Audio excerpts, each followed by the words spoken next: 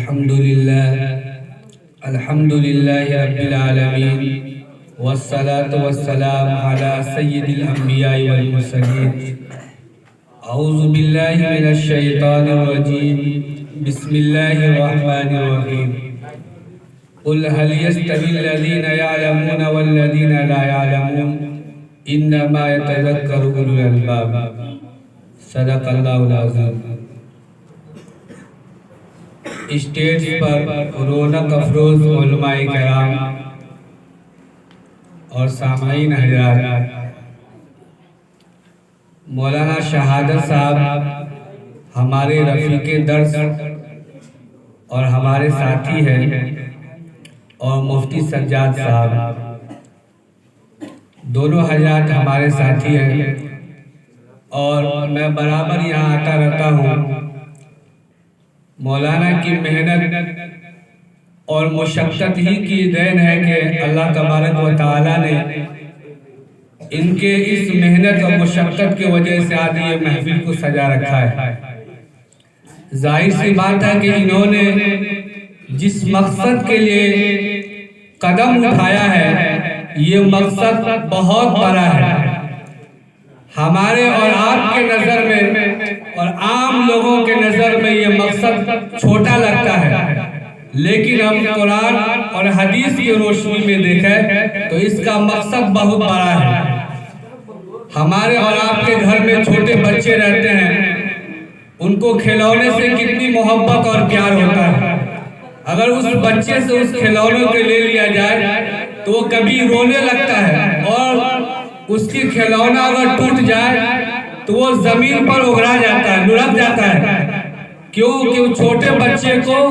اپنے کھلونے سے کتنی محبت ہے، لیکن جب وہی بچہ بڑا ہو جاتا ہے، ہوشیار ہو جاتا ہے، تو اب اس کو وہ کھلونے سے محبت نہیں رہتی۔ برادران اسلام، اسی طریقے سے یہ دین ہے، یہ تعلیم ہے کہ آج ہمارے اور آپ کے سمجھ میں یہ نہیں آتا کہ ہم جو طالب علم پر جو محنت کر رہے ہیں، جو ہم ان پر روپیے اور پیسے خرچ کر رہے ہیں، کیا ہمیں اس کا ثواب اور بدلہ ملے گا؟ ضرور ملے گا۔ وہ ایسا ہی ہے جیسے کہ اس بچے کو کھلونے سے چھوٹے میں کتنی محبت ہوتی ہے، لیکن جب بڑے ہو جائے اسے محبت نہیں ہوتی۔ برادران اسلام، یہ چیز آج ہمارے نظروں میں ہم دیکھ رہے ہیں کہ وہ چیز ہمارے لیے بہتر نہیں ہے، لیکن کل قیامت کے دن یہی طالب علم، یہی علماء کرام کی فضیلت اور اہمیت بہت بڑا ہے۔ خود اللہ کے نبی صلی اللہ علیہ وسلم نے فرمایا کہ جو شخص علماء سے محبت کرے گا، ہم اس کے علماء سے محبت کرنے کی وجہ سے ہم اسے جنت میں داخل کر دیں گے۔ جو شخص اس طالب علم سے محبت کرے گا تو ہم اس کو محبت کرنے کی وجہ سے ہم اسے جنت میں داخل کریں گے، اور جو شخص اس طالب علم سے کے اوپر خرچ کرے گا اور اس کے جو ذمہ دار حضرات ہیں ان کے ہم محنت کرے گا اور ان کے لیے دعائیں کرے گا، ان کی مدد کرے گا، اللہ پاک فرماتے ہیں اس کے مدد سے اور ان کے دعاؤں کی وجہ سے اگر یہ گلشن سجا اور بسا رہ گیا تو یقیناً اس مدد کرنے والا، اس تعاون کرنے والا کا بھی اللہ کے نزدیک مقام بڑھ جائے گا۔ خود اللہ کے نبی صلی اللہ علیہ وسلم نے فرمایا کہ جب اصحاب صفہ پر جو دنیا کا سب سے پہلے مدارس تھا، صحابہ کرام پڑھا کرتے تھے، وہیں سے دین کی تبلیغ پھیلی، وہیں سے قرآن و حدیث سیکھا اللہ کے نبی نے۔ آپ نے سنا اور بڑھا علماء سے سنے ہوں گے کہ کتنے دن بھاگا رہ جایا کرتے تھے، لیکن اس علاقے میں ہم بھی کھوری پا کر تکیہ میں امام ہیں، اس علاقے میں ایک مدارس کی سخت ضرورت ہے، جس کے لیے میں مولانا شہادت صاحب کو تہہ دل سے شکریہ اور مبارکباد دوں گا کہ اللہ پاک ان کے ذریعے سے جو محنت کا یہ کام لے رہا ہے، اللہ پاک اسے قبول فرمائے۔ ہم سب ان کے لیے دعا کریں۔ اب ہمارا مقصد اور ارادہ یہ ہونا چاہیے کہ جو شخص ہمارے علاقے میں اتنا بڑا کام کر رہا ہے اب ہم اس کے ساتھ کھڑے ہو جائیں، ہم اس کے ساتھ لگے اور یہ کہتے ہیں کہ یہ بھاگلپور ضلع سے آ کر اس چمپارن میں ہمارے اولاد، ہمارے بچوں اور ہمارے علاقے میں دین پھیلانا چاہ رہا ہے، تو ہم اس کا ساتھ دیں، ان کے ساتھ کھڑے ہو جائیں اور کہیں کہ مولانا آپ کو کبھی بھی گھبرانے کی ضرورت نہیں ہے، ہم آپ کے ساتھ سینہ بہ سینہ لگائے ہوئے کھڑے ہیں، آپ کے حکم پہ ہم کھڑے ہیں، کیونکہ اللہ نے ان سے وہ کام لیا ہے، اتنا بڑا کام لیا ہے جس کے بارے میں خود اللہ کے نبی صلی اللہ علیہ وسلم نے فرمایا کہ یہ ایسا مدارس ہے جس کے بنیاد میں خود محمد رسول اللہ صلی اللہ علیہ وسلم نے رکھا، میں اس کا خود اساتذہ ہوں اور اس کے شاگرد صحابہ کرام ہیں، یہ کتنا بڑا مقام ہے ہم اور آپ نبی پاک صلی اللہ علیہ وسلم کے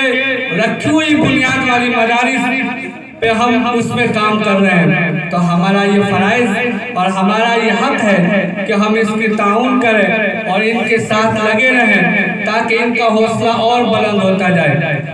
آج کے دور میں مدارس کا چلانا بہت ہی کٹھن ہے، لیکن اس کٹھن اور مہنگائی کے دور میں مولانا نے جو قدم اٹھایا بہت بڑا ہے۔